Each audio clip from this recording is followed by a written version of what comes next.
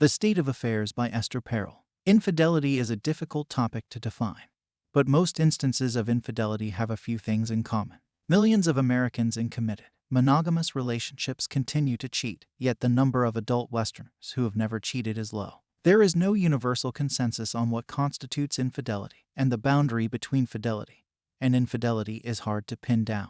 There are widely varying estimates of infidelity in the U.S., with some studies concluding that 25% of the population has been unfaithful, others that it's closer to 50%.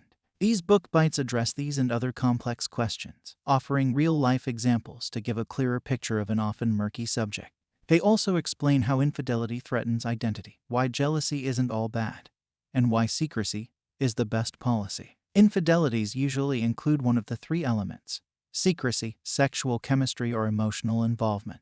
Secrecy is often what hurts the betrayed partner the most, while sexual chemistry can be just as sexual as having a one-night stand and can constitute just as much of a betrayal. Almost all affairs include some kind of emotional involvement, and the emotional side of infidelity often causes more pain than the physical part. Infidelity hurts because it threatens the identity of both the betrayer and the betrayed, as it calls into question the very foundations of our identities. Identity and partnership are more enmeshed in America than in many other cultures, and people betrayed by long-term partners often feel as though they no longer know who they are. This makes them begin to question their self-worth. Affairs can be fun, but if found out, the betrayed partner may lose their sense of self. The author once had a client whose father had been domineering and unfaithful. Costa overcompensated by putting a lid on his passions, adopting a stiff and formal manner with his wife. It wasn't until he met his lover, Amanda, that he was able to reconnect with his passions and toss aside the identity he'd taken on as a husband.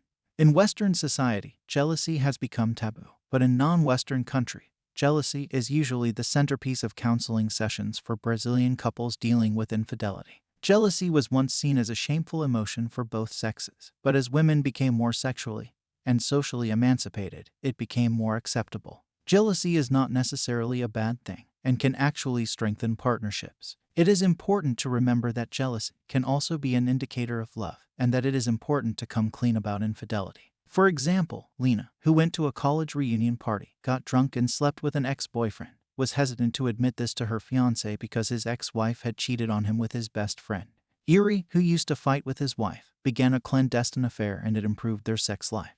The most important details in this book are that infidelity is not always a symptom of an unhappy relationship, and that it can be a way to explore alternate identities. Priya and her husband, Colin, have a happy marriage and are both satisfied and successful in their careers. After a hurricane, Priya begins having an affair with an arborist who drives a truck, has tattoos everywhere, and looks like the kind of stereotypical handyman with whom she'd expect a stereotypically successful wife to have an affair. Priya's affair with the arborist is exciting, but it's also terrifying because being found out could ruin her marriage. It is important to know why you want to tell the truth, as it can be selfishness or even cruelty. For some people, love and sex do not easily coexist, and this usually originates in childhood. Garth, a man in his third marriage, is unable to have sex with his wife due to his inability to get an erection. This is because his father was a violent alcoholic, and he attempted to protect his mother and younger brother by standing between them and his father's fists. This unhealthy environment led to Garth becoming overly caught up in his mother's emotional life, and he later projected this mother-son dynamic onto his adult relationships with women. Terry Real, a psychotherapist who wrote an article on the subject in 2017, noted that such cases are common. Infidelity is often seen as the ultimate form of betrayal, but others can be far worse. According to a 2013 Gallup survey, 91% of Americans regard infidelity as morally unacceptable, while divorce is only disapproved of by 24% of the population. In a relationship, betrayal can take many forms, such as paying little or no attention to your partner, demanding unreasonable sacrifices, and bullying. Mona, who was married to Dexter for many years, realized how kind men could be when she met her lover, Robert. When Dexter learned of the affair, he called her horrible names and said that she was to blame. Consensual non-monogamy is a counter-proposal to the traditional monogamous approach to partnership. It works like this: each partner is allowed to have sex with other people, and they are both open and honest about this. However, it is by no means a fail-safe solution to infidelity, as it is often as much about breaking rules as it is about sleeping around.